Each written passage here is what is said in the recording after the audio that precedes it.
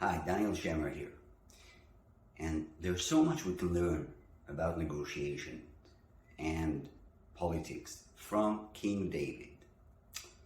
One of my favorite stories about King David was the fact that he was hunted by Saul. Saul feels that he's losing grip on his kingsmanship, and he begins to be paranoid by David. He's bothered by his strength, by his admiration after killing Goliath, after leading his people. And David is very friendly. He keeps contacts with all the people around. He moves around, he knows people. He begins to have a following. They begin to sing songs about him. And the songs make him bigger than Saul. But David always portrays himself as a smaller person, as a weak person, as someone that you don't need to be scared of, or someone who is powerless, who is not the chosen one. He always treats the other side with greater respect. And that is a very important part of negotiation. You make the other side look bigger. And David doesn't want this. He loves Saul's son, Jonathan. He makes him his best friend, which is the right move to do, because you always want to keep your enemies closer. And Saul hunts David down, and David runs away and he hides in a cave. And then, out of all the caves in the world, Saul, with 3,000 Israelites behind him, goes into the cave all by himself. And David's people, which are about 600, tell him, this is a sign from God. Go and take your enemy down. And David goes, and the only thing he does, he cuts a piece of cloth off the coat that Saul was wearing. And then he goes into negotiation with Saul and says to him, listen, I'm not your enemy. And Saul says, yes, you are. And David says, why do you believe this guy? And why do you believe that guy? I'm really not your enemy. I think that you are the chosen one, and I would never hurt the one that God chose to lead his people.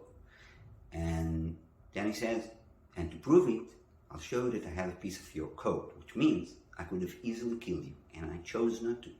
So I'm not your enemy.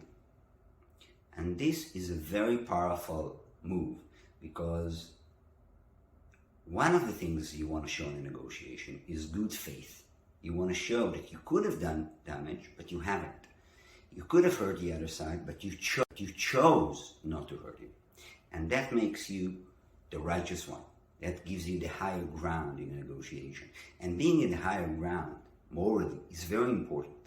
Giving the other side a chance to prove his ways, to be closer, to be wiser, to be more cooperative. Those are the basics of a good cooperation. Those are the basics of trusting each other and getting somewhere where both sides get more than what they came in with, and giving something in return. What are the interests in play? But in a more philosophical way, we see different ideas. One is a very open politics and leadership style. Talks to everybody, knows a lot of people, marries a lot of women, goes all around the area. And at the same time, portraying himself as small. And look, this is David's way all the time. And the story helps him. When he is shown against Goliath, he keeps saying, oh, I can't wear armor, I can't handle a sword, I'm not strong enough, I'm not high enough. I'm a good slingshot user. I'm a good hunter. And I will use the things that I'm used to hunt and to kill Goliath. And the same with Saul. David says to him, why are you chasing me? I'm just a flea. I'm so small. You are so high. You are so mighty. You are a leader. I'm nothing. You shouldn't even be bothered by me. The fact that you are bothered by me tells something about you. It's not for you. And then, again, Saul falls asleep with his whole army. Everybody's falling asleep, which is a symbol of something's bad, because if the leader of your nation is asleep and all his guards and his his main man, Avner, which is his personal god and leader of all the army, is sleeping right next to him. David just goes around, picks his food, picks his drinks, his plate, and picks his steel. And again he tells him, this is a very bad sign. Again I could have killed you, and I haven't. And then Saul breaks down and cries and says, oh, I've done you wrong, because obviously you're not here to kill me. And the fact that I even believed that you did is a poor judgment sign of my part.